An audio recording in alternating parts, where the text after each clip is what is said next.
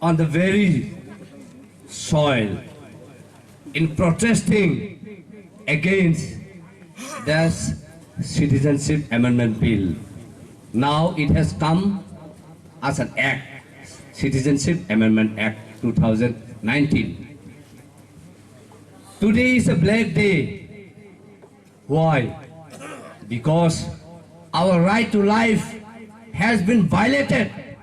We are no longer respected as a human being. We cannot live as a human with a dignity and with a dignified life. And this only happened to the land of Tripura, where the sun of soil has become a microscopy.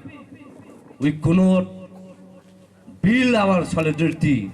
We could not put our head and cry for our help, and we cannot raise our voice for our justice, for our right. Saying that it is better to die in a young age than to live like a old oak tree without bearing fruits. It is better to die in a young age for the cause than to live like a old oak tree without bearing fruit. Sarai purna thima sao dofan bagai pura ngai kun mungsa khaimia dofan bagai basioi lap gari hani man kalayo kok.